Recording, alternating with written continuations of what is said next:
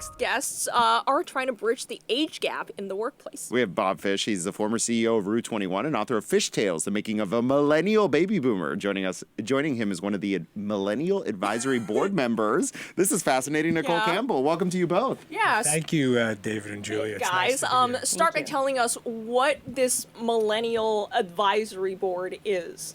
Well, I put together a millennial advisory board based that I'm like treating myself as the first millennial baby boomer out there, and that I wanted to write a book and really be careful to make sure that I'm going to cover all the bases, and that I put together a team of millennials and all other generations, Generation X and baby boomers together, so that they could help me with the book and also with the Fish Tales, a millennial baby boomer franchise.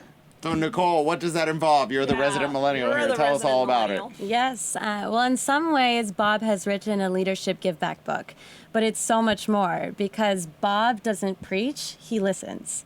And we met back in 2013 when I was the bottom of the totem pole investment banker on the deal where he sold his business for $1 billion. And his mentorship and friendship has been more than meaningful to me. And through the Millennial Advisory Board, we get together, we work with others, people I didn't even know before, to share ideas, brainstorm our thoughts, and Bob will even act as a tough time counselor for us as we navigate our career milestones. Yeah, because usually, millennials and baby boomers, even just people from different You ripped the generations, thoughts out of my head, Julia. You don't really, I don't want to say you don't really talk to each other, but you don't see each other eye to eye. Like, I have, older people's like, you kid, you don't know anything. Yeah, Bob going out of his way. Like, I'm shocked at this story. Well, because, look, what you have to realize, we all were 25 years old once. And even the baby boomers were 25 years old when I was starting out in business. And to me, I'm all about mutual mentoring, which I call generation splicing. And what that really means is to make sure that we have mutual respect with each other. So I believe, and look, I ran a company that had 20,000 people, 400 in my office, and 300 of them were between 20 and 30 years old. I taught them business, they taught me life. And I really believe, to make sure we're successful, since that there's 80 million millennials out there that are taking over the world, followed by Generation Z right behind them, that we have to work together as a team.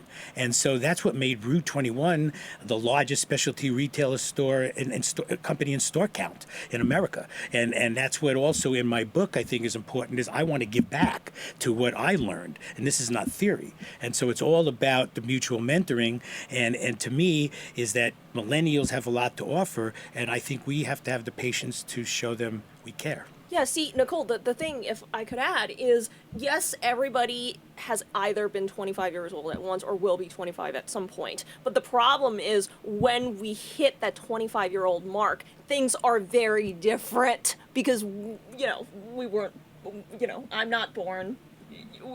We don't. We're a little past 25, Nicole. Yeah. So, how do you see each other eye to eye and have that mutual respect and I guess Bob for be each other's mentor. Yes, it's far too easy to fall into an us versus them framework by default.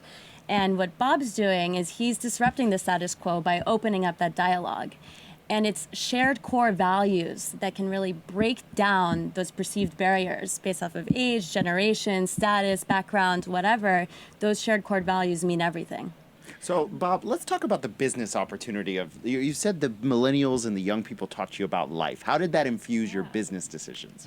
Well, it's a great question. And how it did is because, look, I had a young person's business, it's a teen and specialty business, is they pushed me out of my comfort zone. And, to me, what a person like Nicole does, and I have a 9-member Millennial Advisory Board team that is mixed with Generation Z, X, and baby boomers in addition to millennials, is that they really push me to get out of the comfort zone and to try new things. Look, millennials are also very strong with having great vision and creativity, but they don't always know how to take that creativity to fruition. And that's what you see in businesses and things.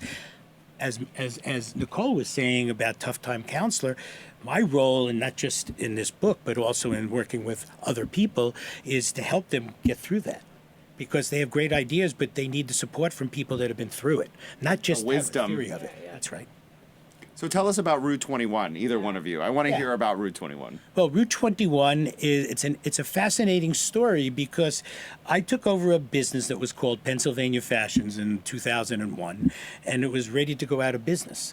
And I reformatted it and changed the name to Route 21, and went after a specialty business in not just in better malls with marble floors, but in areas with Walmart and Target and other places that the rents were cheaper, but we made more money and did more business, and so that's what it's all about. So I ended up taking it into bankruptcy in 2002, but I really knew that we could make something of it. So I had an equity partners that had to go on the sideline, took it into bankruptcy, took it out of bankruptcy a year later, and then in 2009 I took it public, and we did really well, and then I took it private in 2013 and sold it for over $1 billion. So sky's the limit if you really work at it. So this is not a theory, guys. This is based on what really happened. But I could not do it without good people. And good people aren't just people that are Generation X or baby boomers. It's millennials.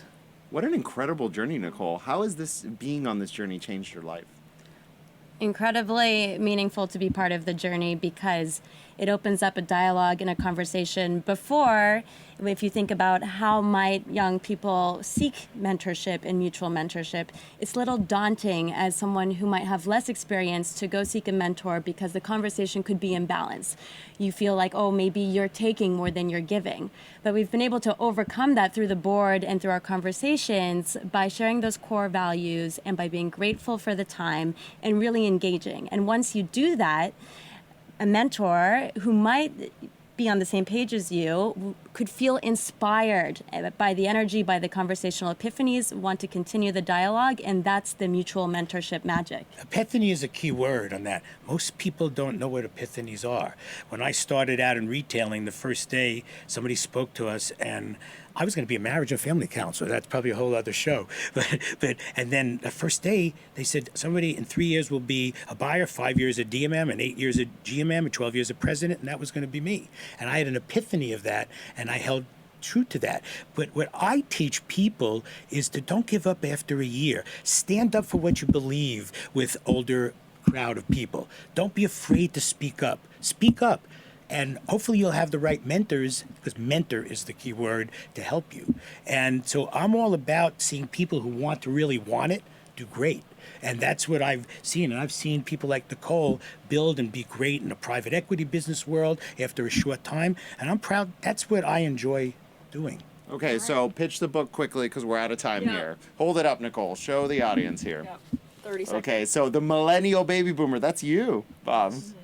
Yes, I teach them business. They teach me life. And, you know, you can get my book on, I have a website, millennialbabyboomer.com, which is pretty exciting. And I'm on TVs and I have articles on there. It's on the website, and it's on Amazon and Barnes & Noble and other fine stores. And it's all about not just how many books I sell, but it's having people realize if they read my book, there's School of Fish lessons in there that can really help you go reaching potentials or even further than you ever thought. And one last thing, it's always the best is yet to come. And young people need to realize they have a whole career ahead of them. Take it in stride. The best is yet to come. God, I needed to hear that, Bob. Bob and Nicole, on that note, thank you so much. Yeah, Thank you. thank you Thank for you, being David and here. Julia. We love to be here. Thank you so much.